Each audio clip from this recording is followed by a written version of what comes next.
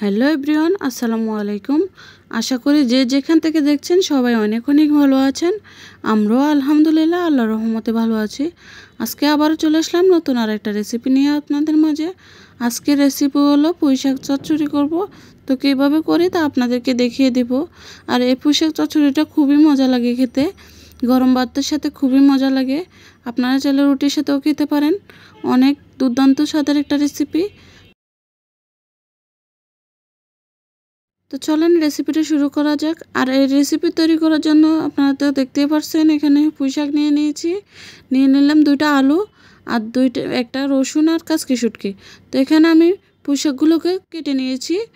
তো আর ডাঁটাগুলোকে আলাদা নিয়েছি, শাকগুলোকে আলাদা নিয়েছি। এখন আমি ডাঁটাগুলোকে কুচিয়ে নেব। এই তো দেখতে পাচ্ছেন আমি আলু আর ডাঁটাটাকে ভালোভাবে কুচিয়ে নিয়েছি আর পাতাগুলোকেও ভালোভাবে কেটে নিয়েছি। তো এখন এখানে নিয়ে নিলাম কাঁচকি শুটকি আর নিয়ে নিলাম রসুন কুচি আর পেঁয়াজ কুচি। তো চুলাতে একটা কড়াই বসিয়ে দিলাম।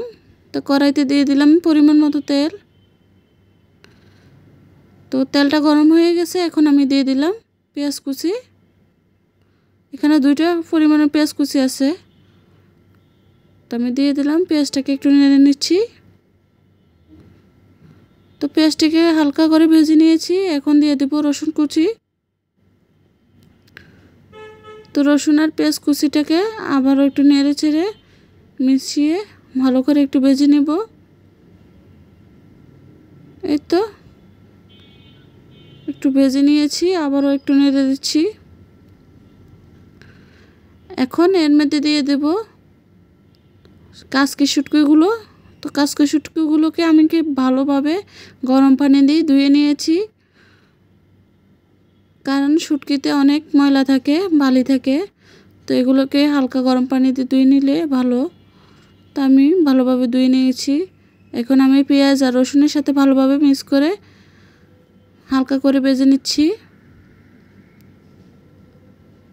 এই তো এখন দিয়ে দেব পরিমাণ মতো লবণ।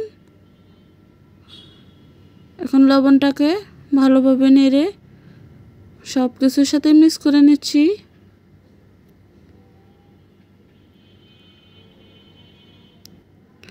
খুবই সহজ একটা রেসিপি, আপনারাও বাসায় ট্রাই করবেন এই রেসিপিটা। এখন দিয়ে দিলাম 1 টেবিল চামচ রসুন বাটা। তো এখন ভালো করে নেড়ে নিচ্ছি।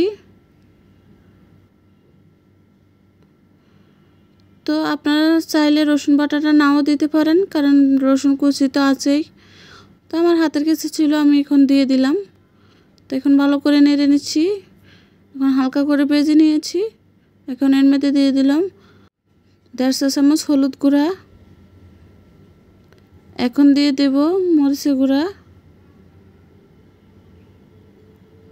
1 টেবিল চামচের মতো মরিচের গুঁড়া দিয়ে দিলাম।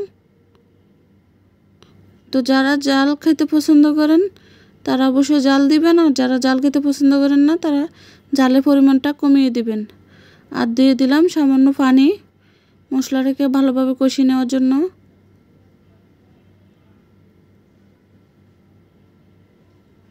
এই তো ভালোভাবে নেড়ে নিয়েছি।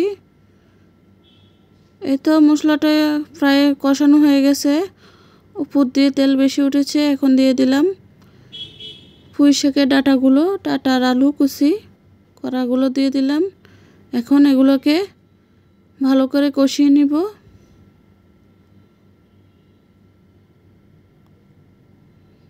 এই তো ভালো করে নেড়ে কষিয়াতে দিয়ে দিলাম। এখন আর একটু নেড়ে দেব। তো একটা ঢাকনা দিয়ে দিলাম। এই তো 10 মিনিট পর ঢাকনা খুলে দেখলাম। এই তো একটু নেড়ে দিচ্ছি আবারও।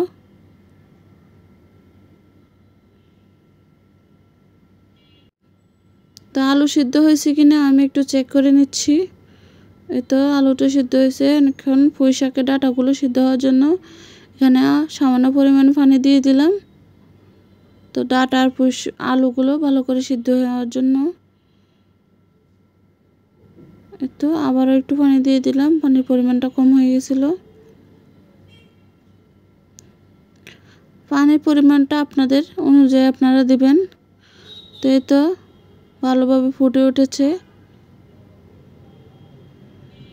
তো একটু নেড়ে দিলাম।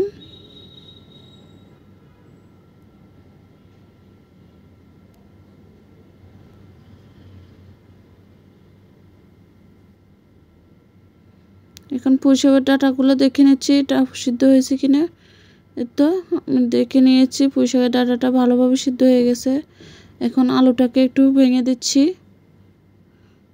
এভাবে খুসুনের মাধ্যমে আলুটাকে একটু ভেঙে দিয়েছি। এখন দিয়ে দিলাম পুঁই শাক।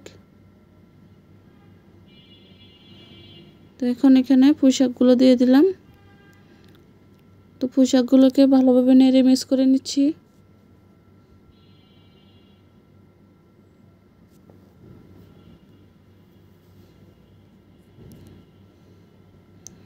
তো ভালোভাবে মিক্স করা হয়ে গেছে। তো পানিটা শুকানো পর্যন্ত রান্না করে নিব।